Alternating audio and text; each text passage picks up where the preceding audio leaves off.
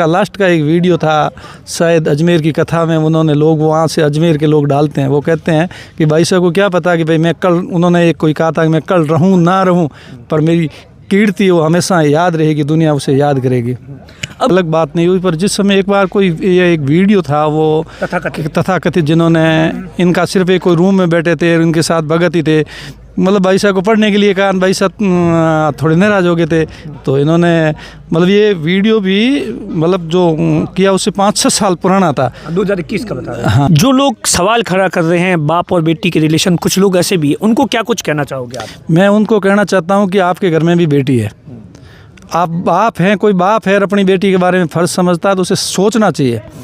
बेटी जब कोई खुशी के अंदर अपने, देखो कोई हमारी एक गांव की सिस्टम में थोड़ा संकोच रखते हैं, पर शहरों में तो ऐसा होता नहीं है।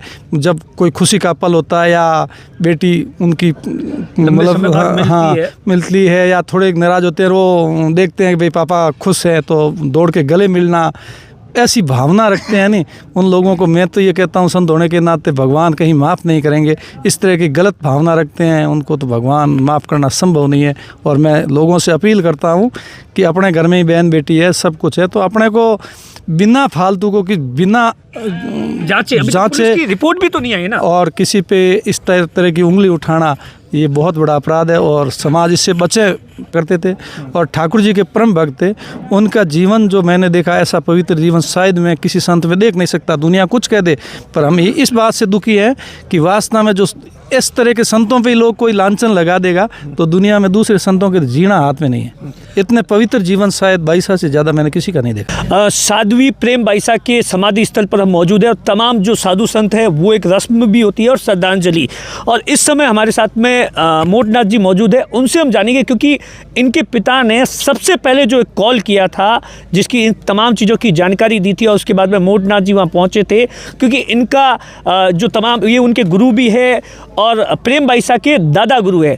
अच्छा, सबसे पहले जब आपको कब पता चला? 6 बजे मैं भाटगा से निकल रहा था, यहाँ खींपर में कोई एक प्रोग्राम था, इसके लिए मेरे साथ पूरी टीम थी, हम आ रहे थे। उस समय इनका 6 बजे मेरे ऊपर कॉल आया कि प्रेम बाईसा को बहुत ज़्यादा तकलीफ़ हो गई है, डॉक्टर साहब कह रहे हैं मेरे से ये संभल आने वाली बात है नहीं और आप कोई बेड की व्यवस्था कराओ। इतना कहने के बाद में वो रोने लगे। तो मैंने उनको काफ़ी बार फ़ोन किया, समझाया। फिर वहाँ से मैं निकला, कैलाश जी को फ़ोन भी किया।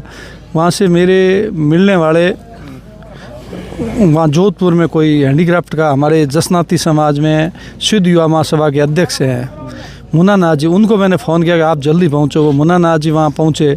मैं उसी रोड से इसी सीधे रास्ते प्रेऊ पहुँचा जब तक मुन्ना नाथ जी का फ़ोन आया कि बात बीत चुकी है। डॉक्टर साहब से बात कराई, डॉक्टर साहब ने कहा बाप जी चाहे कहीं जाओ बात ख़त्म हो चुकी है।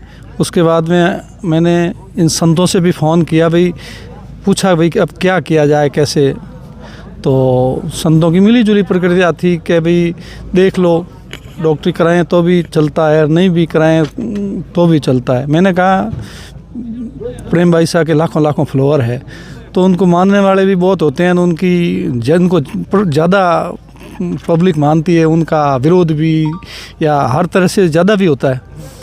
तो हमने वहाँ पहुँचते ही पूछा, महाराज जी जब प्रेक्षा हॉस्पिटल से बाहर निकले थे तो आगे वो आरती सर्कल के 5 पे मैं पहुंचा। वहाँ मुन्ना नाथ जी और 5 आदमी वो थे और एक सीताराम जी माछरा है, वो भी अहमदाबाद जा रहे थे अपनी कोई चेकअप कराने, तबीयत ठीक नहीं थी। उन्होंने सुना तो इनके द्वारा उनको भी कॉल किया गया, वो भी वहाँ पहुँच गए। तो वहाँ हम इनको पूछा भी क्या करना है, वो रिपोर्ट करवानी है या क्या। इन्होंने कहा रिपोर्ट करवानी। तो चलो तो क्या आप साधु संतों से बात कर लो। रात पड़ गई है, मतलब 6 बजे मैं यहाँ से निकला हूँ तो 8 बजे वहाँ पहुँचा। 8 बजे की बात है, आश्रम में ले लेते हैं। और सुबह मैंने अपने बूढ़ जी डॉक्टर साहब को फ़ोन किया कि आप पता करके बताएं कि भाई सुबह जा सकते हैं या नहीं जा सकते हैं। तो उन्होंने पता किया तो कहा भाई यही प्रतिक्रिया दी कि भाई बॉडी को अपने यहाँ रखने में वहाँ ज़्यादा सुविधा रहती है, यही बात है। कैलाश जी ने फ़ोन किया, पुलिस को भी लगभग कैलाश जी ने कहा कि भाई आप पुलिस को थोड़ा इन्फॉर्मेशन दे दो और वो आ जाएंगे तो फिर वो अपने हिसाब से सजेशन बता देंगे। जब तक पुलिस भी वहाँ आ गई तो उनको हमने ये बात की भाई सुबह करवा सकते हैं नहीं करवा सकते, तो उन्होंने कहा मना तो कुछ नहीं है, पर मैं मेरे उच्च अधिकारियों से संपर्क करके बात करता हूँ। वो बात कर ही रहे थे, तब तक एक दो ऐसे कि जिनको कोई नेता बनना था पता नहीं, वो हा उल्ला किया गया। पहले तो थोड़े हाँ पहले तो उन्होंने कहा कि प्रेम भाई साहब को न्याय मिले ऐसा कुछ किया, फिर वो करने लगे कि नहीं आप मेडिकल क्यों नहीं करा रहे। तो साहब ने कहा, पुलिस अधिकारियों ने कहा मेडिकल करवा रहे हैं, आप इतनी हम खड़े हैं पास में। और उसके बाद में मैम साहब भी आ गए और उन्होंने कहा लेके मेडिकल वहाँ महात्मा गांधी हॉस्पिटल गए, वहाँ फिर मोर्चरी में रखवा दिया। और उस समय पहले ही रूम को अंदर कोई नहीं गया, उससे पहले चाबी पुलिस को दे दी और उन्होंने रूम को लॉक कर दिया।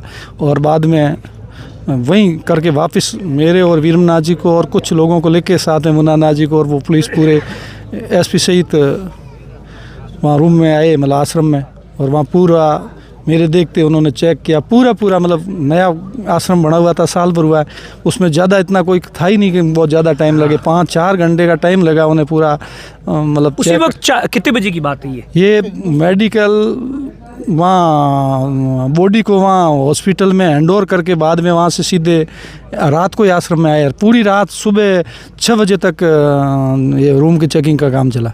6 बजे वो रूम चेकिंग करके जो सैंपल थे वहाँ सिर्फ एक हाथ के इंजेक्शन जो लगाया था उसके ऊपर जो रू देते हैं नी, एक वो रू और एक वो टिश्यू पेपर उन्होंने वो छींके आई तो नाक पे रखे वो और एक दाल थी उनको और एक चावल और एक बैसा ने जो उकाली कहते हैं ना, काढ़ा कहते हैं अपने, हाँ अपने लोकल भाषा में उकाली भी कहते हैं अपने। हाँ तो वो आधी उन्होंने पी रखी थी, आधी वो सुबह की थी, वो सारे सैंपल उन्होंने लिए थे। और बाकी पूरा एकदम रूम का अंदर का पूरे आश्रम के 2 माल पूरी बिल्डिंग का पूरा गहन जांच उसी रात पूरी रात ही काम चला। मतलब वहाँ 10 बजे तो वहाँ पहुँच गए थे हॉस्पिटल, 2 घंटे वहाँ लगे, 2-2.5 घंटे बाद में वापस आ गए। पूरी रात यही चला, सुबह वापस मोचरी में पहुँचे। अच्छा कभी आपको कोई शक था किसी पर, क्योंकि आपसे तो लगातार प्रेम भाई साहब तमाम कार्यक्रम में उन्होंने कोई तमाम तरीके से कोई बातचीत की थी? ऐसा उन्होंने कुछ मेरे से अलग बात नहीं हुई, पर जिस समय एक बार कोई ये एक वीडियो था वो तथाकथित जिन्होंने इनका सिर्फ एक कोई रूम में बैठे थे, इनके साथ भगत ही थे, मतलब भाई साहब को पढ़ने के लिए कहा, भाई साहब थोड़े नाराज हो गए थे। तो इन्होंने मतलब ये वीडियो भी मतलब जो किया उससे 5-6 साल पुराना था, 2021 का बता रहा। हाँ तो उस समय का था।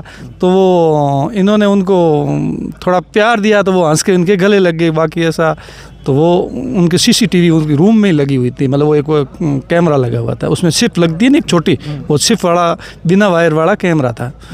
तो उन्होंने वो गलत तरीके से उन्होंने पेश किया लोगों को, मतलब वो पेश करने का तरीका उनका गलत था। अब लोगों की थैंकिंग भी गलत है, तो उनके लिए वो 1-2 बार कहा कि भाई आप साधु संत चाहते हो तो मेरे मेडिकल परीक्षा करा सकते हो, अग्नि परीक्षा, जो अग्नि परीक्षा आप चाहोगे वो तैयार।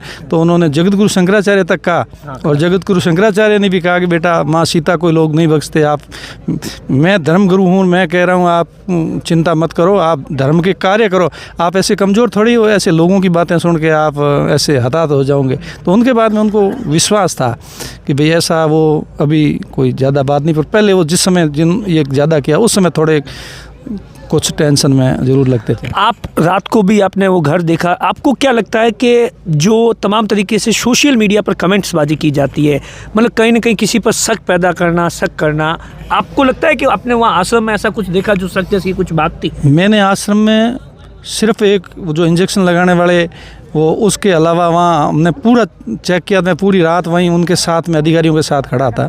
ऐसी कोई चीज़, हमारे यहाँ हर तरह की चीज़ होती है, डंडे होते हैं, लाठी होते हैं, फलान होते हैं, पर उस आश्रम में कोई तरह की ऐसी चीज़, इनके कपड़े, बेड, बैग के अलावा कोई ऐसी चीज़ वैसा कि आपके मतलब वो साबुत तेल के अलावा कोई चीज़ नहीं थी जिसमें देखा जाए तो ऐसी कोई चीज़ नहीं। सिर्फ उन्होंने जो डॉक्टर साहब ने टिकड़ियाँ दी, वो टिकड़ी तो कोई ली नहीं, वो सारी उनके बेड पे ही पड़ी थी।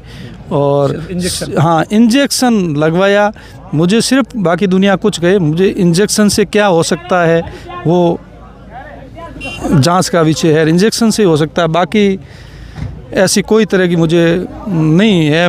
हो सकता है भाई दूसरा हार्ड वार्ड कुदरत की एक अलग चीज़ है, पर वो इंजेक्शन वाला सबसे ज़्यादा।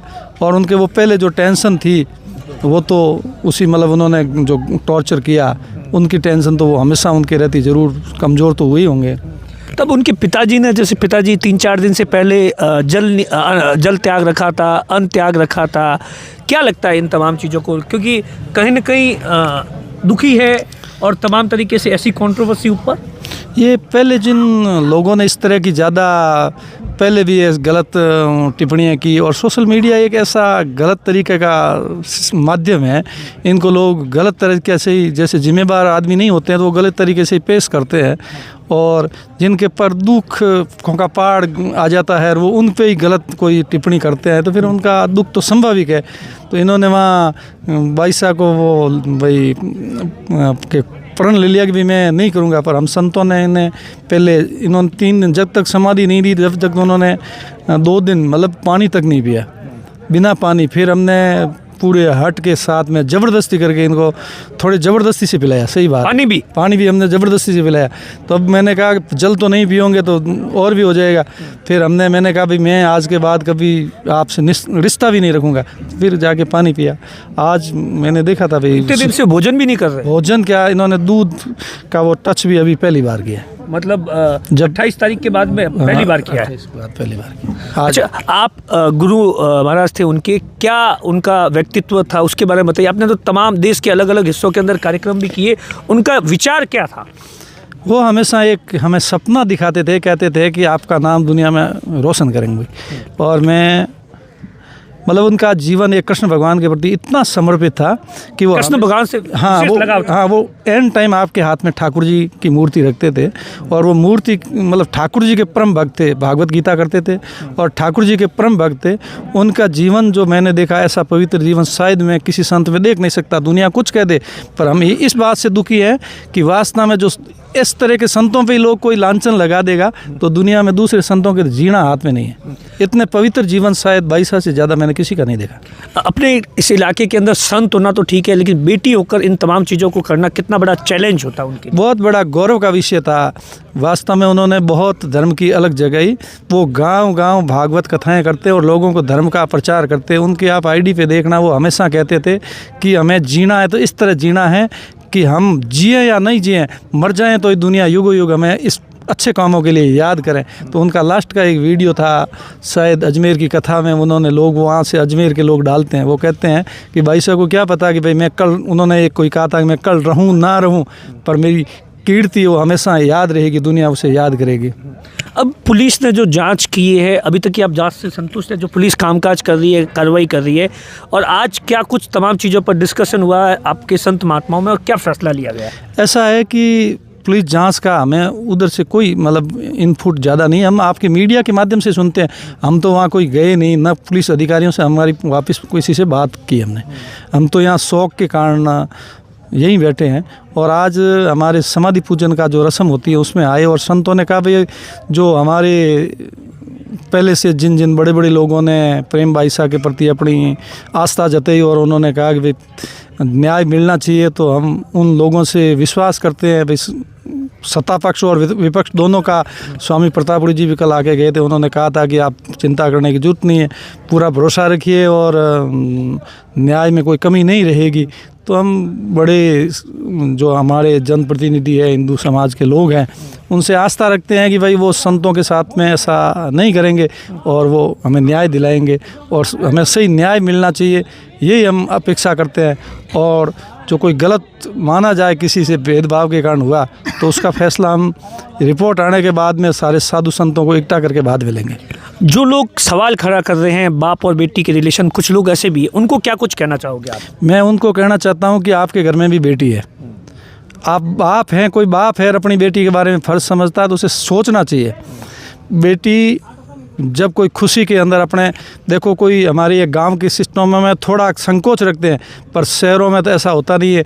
जब कोई खुशी का पल होता है या बेटी उनकी मतलब मिलती है या थोड़े नाराज़ होते हैं, वो देखते हैं कि भाई पापा खुश है तो दौड़ के गले मिलना, ऐसी भावना रखते हैं नहीं उन लोगों को। मैं तो ये कहता हूँ संत होने के नाते भगवान कहीं माफ़ नहीं करेंगे। इस तरह की गलत भावना रखते हैं उनको तो भगवान माफ़ करना संभव नहीं है।